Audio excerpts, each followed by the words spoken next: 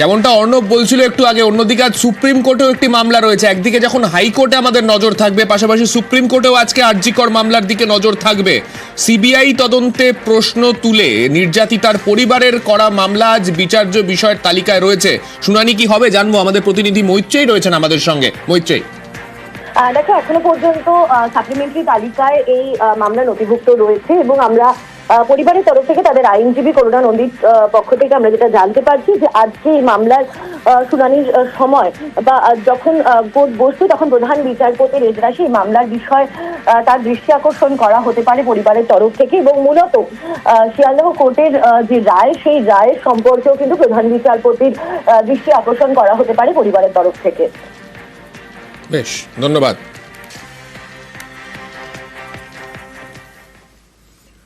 আরজিকরের ধর্ষণ খুনে সঞ্জয় রায়ের যাবজ্জীবন, ফাঁসির সাজা না হওয়ায় ক্ষুব্ধ মুখ্যমন্ত্রী। মালদার মঞ্চে দাঁড়িয়ে তিনি বললেন তিনি শকড। ফাঁসির দাবিতে কলকাতা হাইকোর্টে মামলা রাজ্য সরকারের। যাবজ্জীবন মানেটা কি? তারে অন্যায় করেও তাকে ক্ষমা করে দেব? আমি সত্যি শক। আরজিকরে নাইট ডিউটিতে থাকা চিকিৎসকের ধর্ষণ খুন। গত বছরের অগাস্টের এই ঘটনায় দোষী সঞ্জয় রায়, তাকে যাবজ্জীবন সাজা দিয়েছে শিয়ালদা কোর্ট। অনেকেরই দাবি ছিল ফাঁসির সাজা দেওয়া হোক সঞ্জয়কে, সেটা হয়নি। এতে শকড মুখ্যমন্ত্রী। যাবজ্জীবন মানেটা কি? তারে অন্যায় করেও তাকে ক্ষমা করে দেব? আমি সত্যি শক। আমি আইনটা পড়েছি। কি করে বলেন জাজমেন্ট? একটা জাজমেন্ট আমার পছন্দ হয়নি।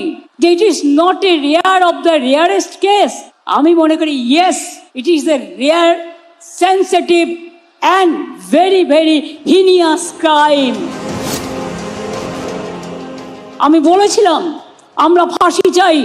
যারা এত পৈশাচিক অত্যাচার করে, যদি কেউ দানবিক হয়, যদি কেউ পাশবিক হয়, তাহলে সমাজ কি মানবিক হতে পারে? এবং ক্রাইম করে যদি কেউ বেঁচে যায়, সে তো আবার ক্রাইম করবার চেষ্টা করবে। সেটাকে প্রোটেকশন দেওয়া আমাদের কাজ নয়। গত কয়েক মাসে রাজ্যের 4টি ধর্ষণ খুনের ঘটনায় ফাঁসির সাজা শুনিয়েছে আদালত। বাটিগাড়া, কুলতলি, ফারাক্কা এবং গুড়াপ। ধর্ষণ খুনের এই 4টি ঘটনারই তদন্ত করেছে রাজ্য পুলিশ। আরজিকরের তদন্তে সিবিআই, এক্ষেত্রে দোষীর যাবজ্জীবন। আমরা প্রথম দিন থেকে ফাঁসির দাবি করে এসেছিলাম। আমরা 3টে কেসে, আপনারা দেখেছেন, 54 দিন থেকে 60 দিনের মধ্যে আমরা ফাঁসি অর্ডার করিয়ে দিয়েছি। কিন্তু আমি জানি না এটা একটা সিরিয়াস কেস। আমরা এটাই বলেছিলাম আমাদের হাতে কেসটা থাকলে আমরা কিন্তু অনেক দিন আগেই ফাঁসির অর্ডার দিয়ে দিতে পারতাম। এই নরম পিচার্সদের চরমতম শাস্তি হওয়া উচিত। But I am not satisfied, কারণ আমি ফাঁসি হলে অন্তত মনকে সান্ত্বনা দিতে পারতাম। সঞ্জয় রায়ের ফাঁসির দাবিতে উচ্চ আদালতে গিয়েছে রাজ্য সরকার। মঙ্গলবার কলকাতা হাইকোর্টে মামলা দায়ের করা হয়। নিউজ 18 বাংলা।